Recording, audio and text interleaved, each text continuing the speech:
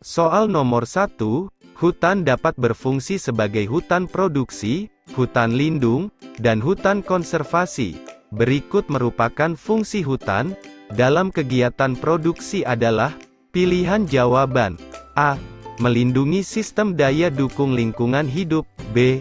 Melakukan perlindungan terhadap sistem penyangga kehidupan, pengawetan beragam jenis tumbuhan dan satwa. C.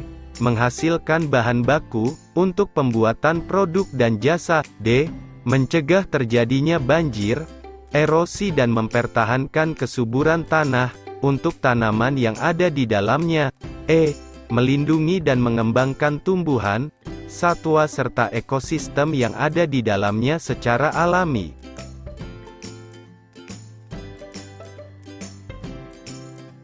Jawabannya adalah C. Menghasilkan bahan baku untuk pembuatan produk dan jasa. Soal nomor 2, Pak Bambang melakukan penelusuran jejak serpihan mineral dengan cara mengambil sampel endapan sungai, kemudian mendulangnya untuk mengetahui kandungan mineral berharga. Kegiatan tersebut merupakan bagian dari pilihan jawaban.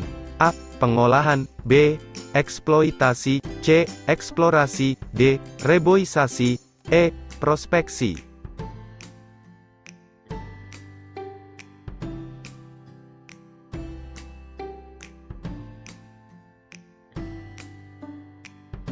Jawabannya adalah E. Prospeksi. Soal nomor 3, seseorang mempunyai pengaruh tertentu dalam masyarakat, sehingga dihormati, akibat kedudukannya dalam masyarakat tersebut. Hal tersebut menunjukkan adanya pengaruh dari pilihan jawaban. A. Pola sosial. B. Peran sosial. C. Status sosial. D. Konflik sosial. E. Hubungan sosial.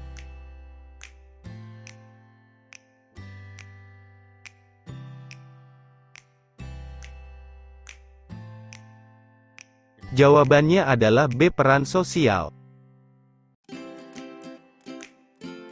Soal nomor 4, perhatikan pernyataan berikut. 1. Kasta. 2. Keragaman warna kulit. 3. Tingkat pendidikan seseorang. 4. Pekerjaan yang beraneka ragam. 5. Agama yang dianut seseorang. Berdasarkan pernyataan di atas, pernyataan yang sesuai dengan konsep diferensiasi ditunjukkan oleh nomor pilihan jawaban A. 1, 2, dan 3, B. 1, 2, dan 4, C. 1, 3, dan 5, D. 2, 4, dan 5, E. 3, 4, dan 5.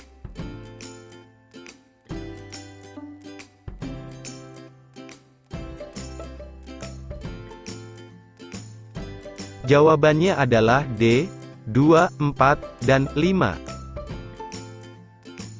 Soal nomor 5, perhatikan gambar berikut. Gambar tersebut menunjukkan stratifikasi tertutup, yang dikenal juga sebagai sistem. Pilihan jawaban.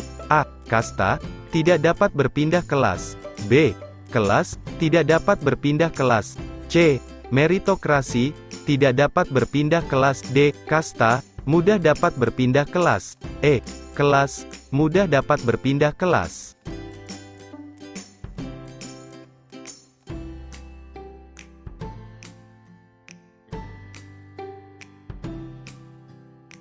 Jawabannya adalah A. Kasta, tidak dapat berpindah kelas. Soal nomor 6, perhatikan gambar berikut. Gambar tersebut merupakan salah satu bentuk peninggalan pada masa peradaban Hindu-Buddha yang berupa pilihan jawaban. A. Candi. B. Seni pahat dan ukir. C. Barang logam. D. Kesusastraan. E. Seni lukis.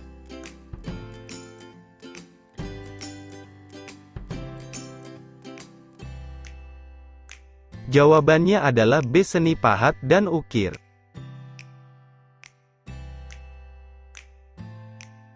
Soal nomor 7, peradaban Islam muncul menggantikan peradaban Hindu-Buddha dan mulai berkembang pesat, salah satunya melalui kerajaan Islam. Berikut ini yang kerajaan yang tidak bercorak Islam di Indonesia adalah? Pilihan jawaban A. Samudra Pasai, B. Malaka, C. Demak, D. Mataram, E. Mataram kuno.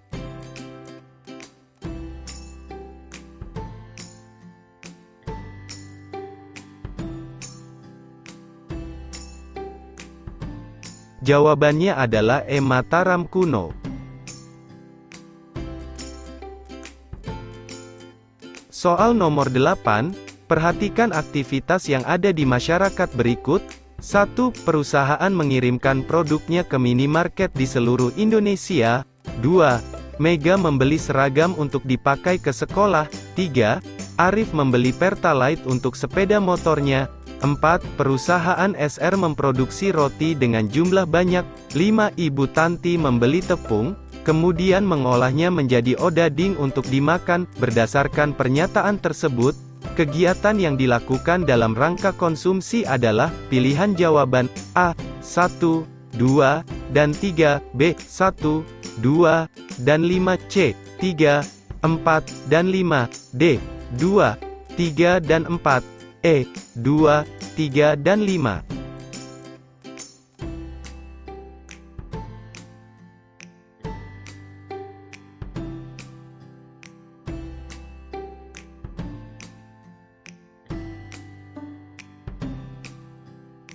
Jawabannya adalah A2, 3, dan 5.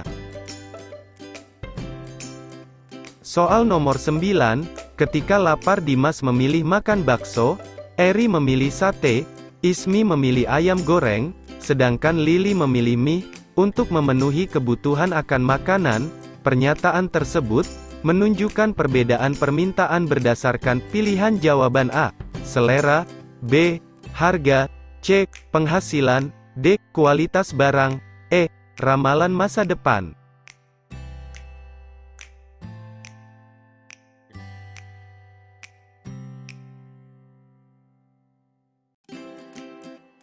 Jawabannya adalah A. Selera.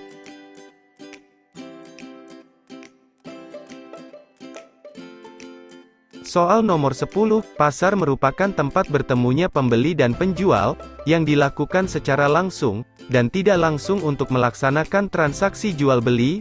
Fungsi pasar dalam menyalurkan barang dan jasa, dari produsen kepada konsumen disebut sebagai fungsi. Pilihan jawaban A. Pembentuk harga, B. Distribusi, C. Promosi, D. Konsumsi, E. Produksi.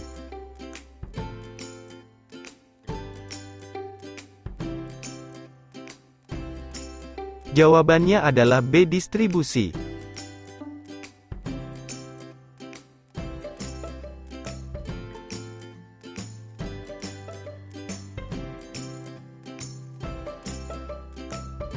Satu, potensi sumber daya alam yang dimanfaatkan secara terus-menerus mengakibatkan perubahan bagi kelangsungan alam. Salah satu dampak perubahan alam yang terjadi adalah menurunnya daya dukung lingkungan terhadap kehidupan manusia. Jelaskan faktor yang menyebabkan perubahan potensi sumber daya alam.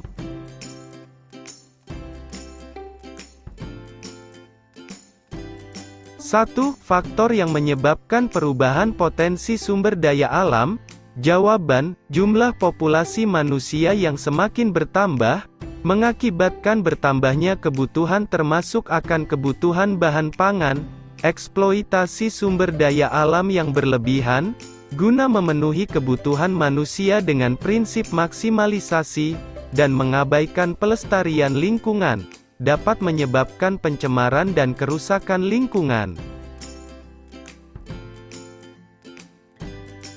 Untuk memenuhi kebutuhan yang semakin banyak, perlu diimbangi dengan penyediaan alat pemuas kebutuhan, sehingga tidak mengakibatkan penurunan sumber daya alam.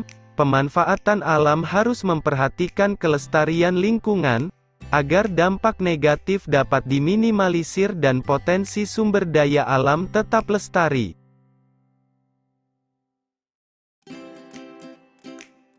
Dua, peradaban Islam mulai masuk ke Nusantara secara cepat, dan menggantikan peradaban Hindu-Buddha. Ada beberapa metode yang digunakan dalam penyebaran Islam di Nusantara, yaitu perdagangan, pernikahan, pendidikan, seni budaya, dakwah, dan tasawuf. Di antara metode penyebaran Islam di Nusantara, manakah yang paling memengaruhi penyebaran Islam? Jelaskan alasannya.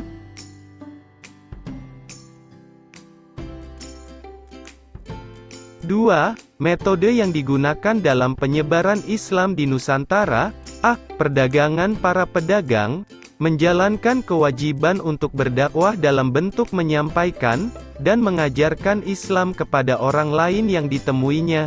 Para pedagang Muslim yang menetap di sekitar pelabuhan untuk membentuk perkampungan Muslim.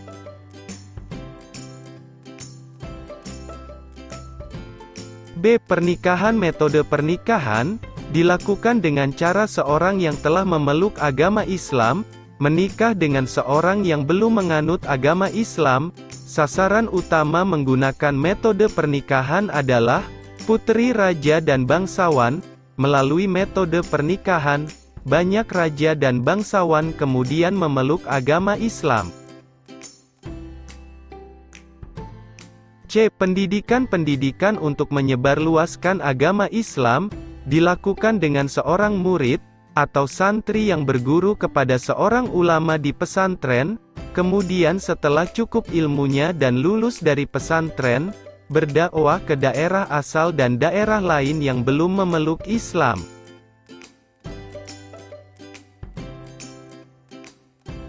D. Seni budaya. Seni budaya yang cukup sering digunakan oleh ulama dan wali dalam mendakwahkan Islam adalah dengan pagelaran wayang, upacara sekaten, seni pahat, seni ukir, seni tari, seni musik dan seni sastra. Melalui kesenian yang sudah dipadukan dengan ajaran-ajaran Islam, dan dikenal cukup menarik di masyarakat, menjadi dakwah yang cukup efektif dalam menyebarkan Islam di daerah pedalaman. E. Dakwah. Metode dakwah dilakukan oleh ulama dan wali dengan berdakwah ke kampung-kampung dan desa-desa untuk menyebarkan Islam.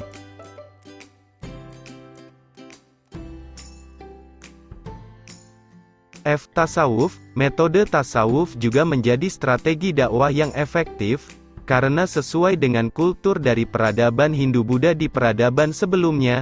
Tasawuf yang menggunakan mistikasi mudah dipahami oleh orientasi dari masyarakat Nusantara, yang berorientasi kepada kebudayaan Hindu-Buddha.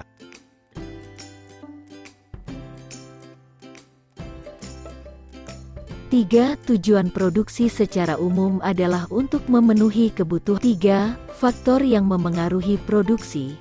A. Faktor alam.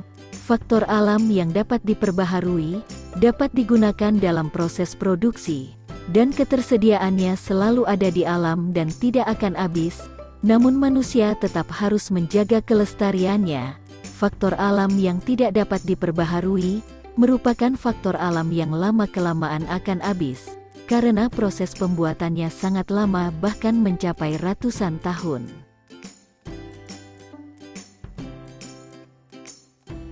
B. Faktor tenaga kerja.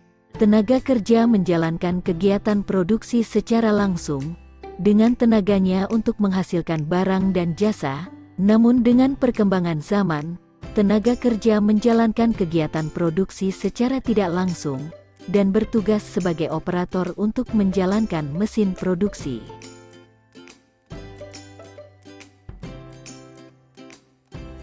C. Faktor modal. Faktor modal meliputi semua barang dan benda yang digunakan untuk memperlancar dan memaksimalkan proses produksi. Faktor produksi modal dapat berupa peralatan, mesin, gedung, dan benda penunjang kegiatan produksi lainnya.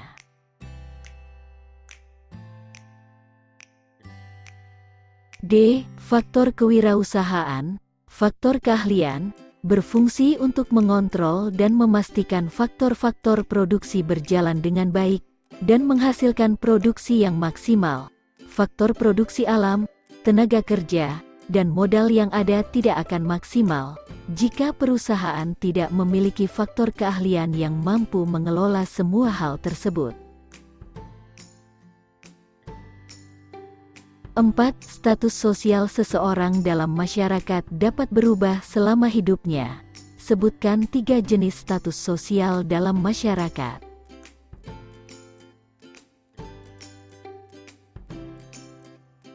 4 jenis status sosial dalam masyarakat. A. Assigned status. B. Achieve status. C. Ascribe status.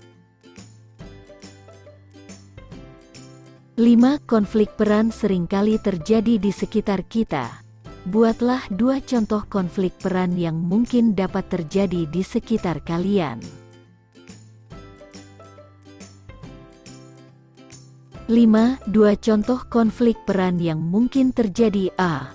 Seseorang yang menjadi guru, sekaligus menjadi ibu, sekaligus menjadi anak. B.